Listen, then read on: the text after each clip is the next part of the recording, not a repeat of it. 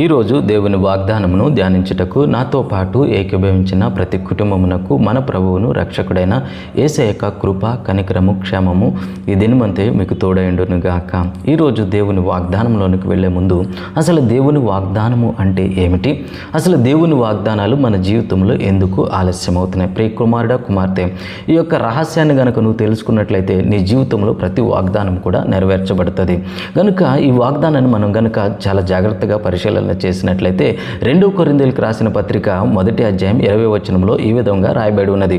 దేవుని వాగ్దానములు ఎన్ని అయినను అన్నియు క్రీస్తునందు అవునన్నట్టుగానే ఉన్నవి. గనుక మన ద్వారా దేవునికి మహిమ కలుగుటకై అవి ఆయన వలన నిశ్చయములై ఉన్నవి. ఇంగ్లీష్ బైబిల్లో చదువుదాం.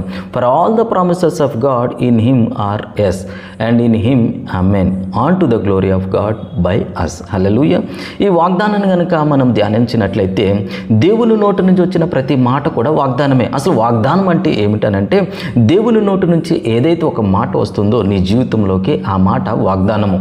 ఆ వాగ్దానం ఎలా ఉన్నదంట? అన్నియు ఆమెన్. అంటే నీ జీవితంలో దేవుడు ఏదైతే తనను మాట ఇచ్చాడో ఆ మాటలన్నిటి కూడా ఇచ్చిన దేవుడు దానిని ఆమెన్ అన్నాడు. అంటే అది నీ జీవితంలో నెరవేర్చబడునుగాక అని ఆయన పలికి ఉన్నారు. కనుక మన జీవితంలో దేవుడు ఏ వాగ్దానం ఇచ్చినా కానీ ఆయన అన్యాయస్తుడు కాదు.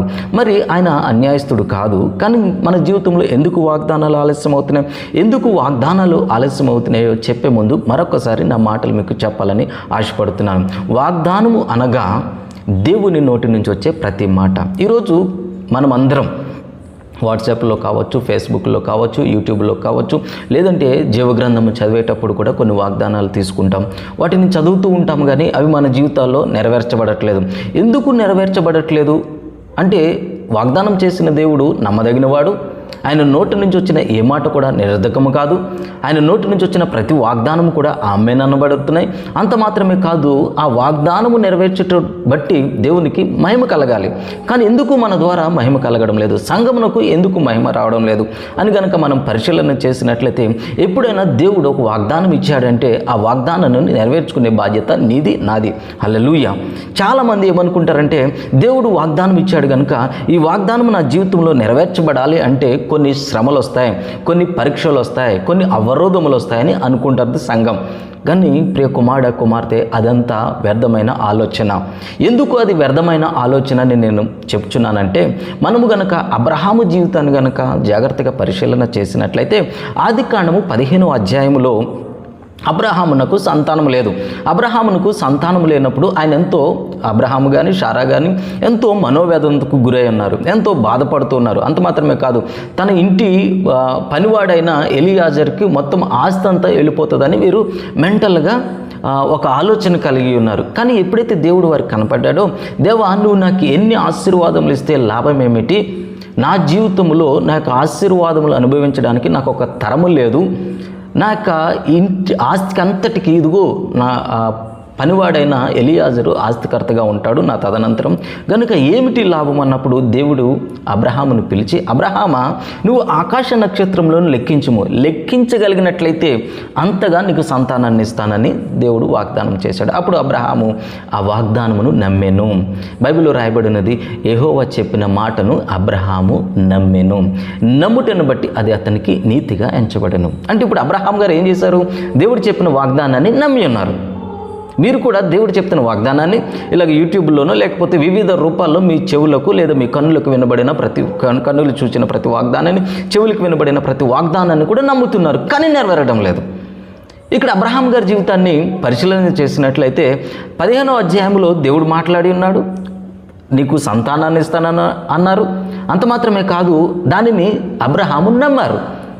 కానీ 16వ అధ్యాయంలోకి వచ్చినప్పటికీ శారా గారు వచ్చి అబ్రహాం దగ్గరికి వచ్చి, అబ్రహామా ఇదిగో నీకు నాకు దేవుడు వాగ్దానం చేశాడు, కానీ కుమారులను మనకు పుడతారనే ఆ యొక్క విశ్వాసం అయితే నాకు లేదు, కానీ నువ్వు ఒకటి చేయాలి, ఇదిగో నా పనికత్తి అయిన ఈ హగరుతో నువ్వు వెళ్ళి నా కోసము పిల్లలు కనమన్నప్పుడు అబ్రహాం గారు మారు మాట చెప్పకుండా హగరుతో వెళ్ళి సంతానాన్ని కనినట్లుగా మనం చూస్తున్నాం. ప్రియ కుమారుడ, కుమార్తె, నీకు ఎప్పుడైతే వాగ్దానం వచ్చిందో దేవుడి నుంచి, నీకు ఈ లోకంలో మనుషులను బట్టి లేదంటే చుట్టుపక్కల ఉన్న పరిస్థితులను బట్టి పరీక్ష వస్తుంది, అవరోధం వస్తుంది, కానీ దేవుని నుంచి మట్టికి కానే కాదు. హల్లెలూయా.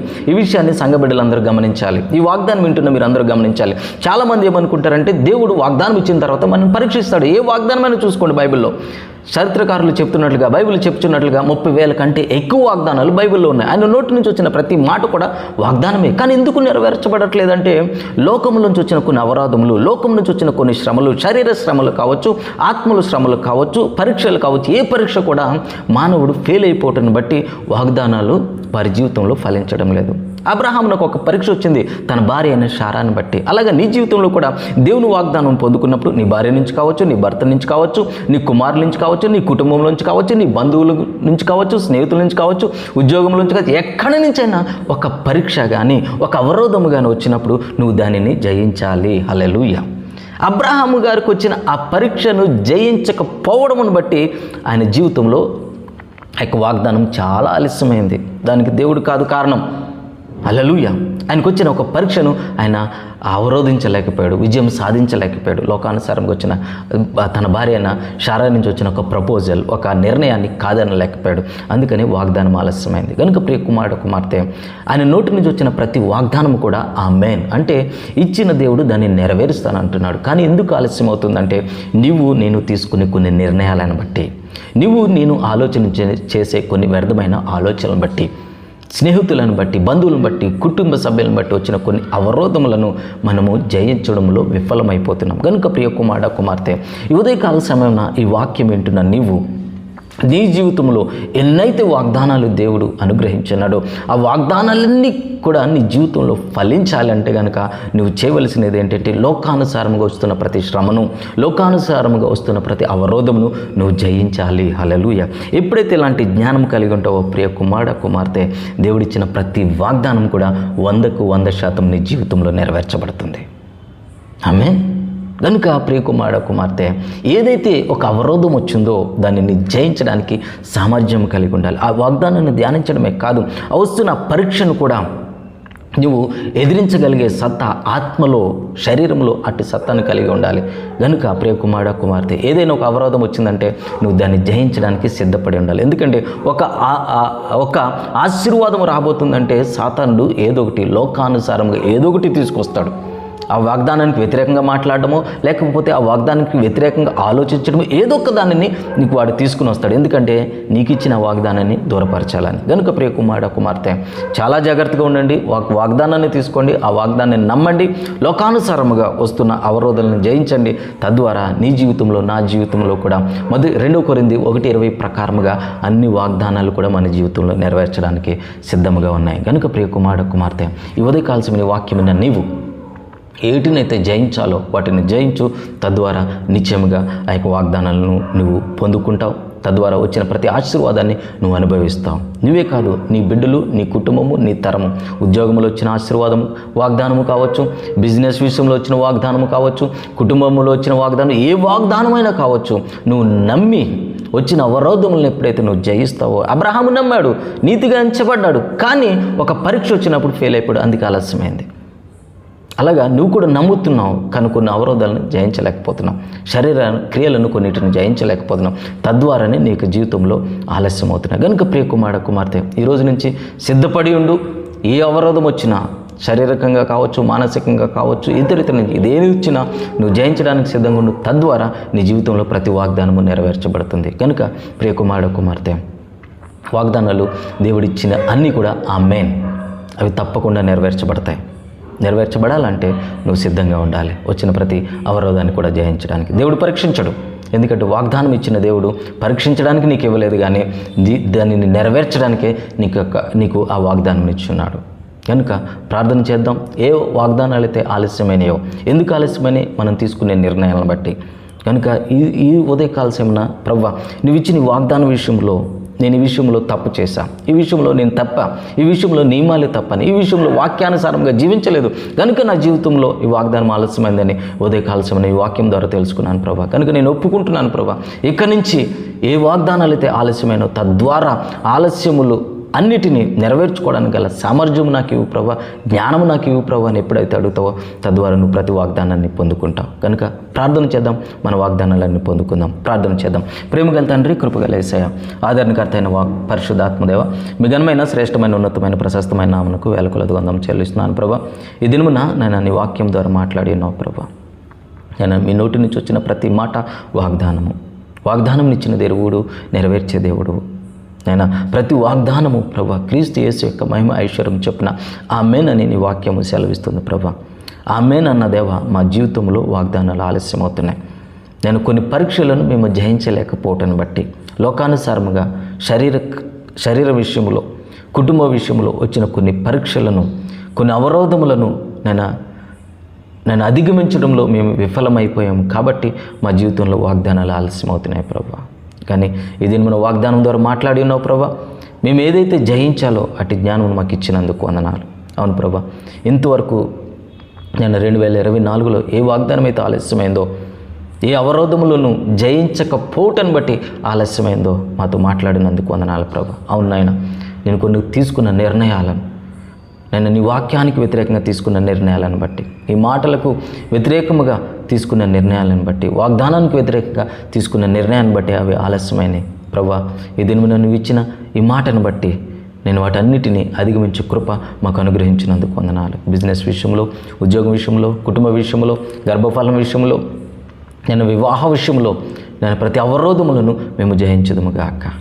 అలాంటి కృపను మాకు అనుగ్రహించినందుకే వందనం చెల్లిస్తూ యేసుక్రీస్తు నామమున మా మనవులను అడిగి పొందుకున్నాం తండ్రి, ఆమేన్. కనుక ప్రియ కుమార్తె, వాగ్దానములన్నీ సత్యము. ఆ వాగ్దానము నెరవేర్చబడాలంటే లోకానుసారంగా వస్తున్న కొన్ని పరీక్షలను అధిగమించు, తద్వారా నిశ్చయముగా అవి ఫలించబడతాయి. ఈ దినం మొదలుకొని నీ జీవితంలో ఏ వాగ్దానం అయితే ఆలస్యమైందో అవి నీవు నెరవేర్చబడును గాక. ఎటువంటి అవరోధములు వస్తున్నాయో వాటన్నిటిని అధిగమించే కృప నీకు కలుగును గాక. వాటన్నిటిని గెలిచే జ్ఞానము నీకు కలుగును గాక. అలాంటి జ్ఞానము వాక్యమును చదువుటను బట్టి నువ్వు పొందుకుందువు గాక. ఏ వాగ్దానం అయితే నీ నోటితో చదువుతున్నావో, నీ చెవుల ద్వారా వింటున్నావో అవన్నీ నీ జీవితంలో ఫలించును గాక. 2024లో ఇప్పటి వరకు ఎన్ని వాగ్దానాలు అయితే ఎత్తిపట్టి ప్రార్థన చేస్తున్నావో, ఎత్తిపట్టి పలుకుతున్నావో, ఎత్తిపట్టి ధ్యానిస్తున్నావో అవన్నీ నిశ్చయముగా నెరవేర్చబడును గాక. నెరవేర్చబడాలంటే వచ్చిస్తున్న చిన్న చిన్న అవరోధములను జయించు, తద్వారా నెరవేర్చబడతాయి. ఈ దినమున బయటకు వెళ్తున్న నీవు, లోపలికి వస్తున్న నీవు దీవించబడదువు గాక. నువ్వు తినే ఆహారము పానీయము ఆశీర్వదించబడును గాక. నీ మధ్య నుండి రోగములు తొలగిపోవును గాక. నీ ఉద్యోగములో ప్రమోషన్ కలుగును గాక. ఉద్యోగము లేని నీకు నిశ్చయముగా నూతనమైన ఉద్యోగం కలుగును గాక. జ్ఞానము లేని నీ బిడ్డలకు, జ్ఞాపక శక్తి లేని నీ బిడ్డలకు జ్ఞాపక శక్తి కలుగును గాక. ఆకస్మిక మరణములు ఆగిపోవునుగాక. అప్పులను అధిగమించే కృప నీకు కలుగునుగాక. ఏ వడ్డీల భారంతో అయితే బాధపడుతున్నావో వాటన్నిటినీ అవరోధించి సహాయము నీకు పరలోకం నుండి వచ్చునుగాక. నలుదిక్కుల నుంచి నీకు సహాయం వచ్చునుగాక. నీ మార్గములో జీవముండునుగాక. నీ మార్గములో మరణము కొట్టివేయబడునుగాక. దేవుడి మాటలను దీవించునుగాక. అందరికీ వందనాలు. షాలోం.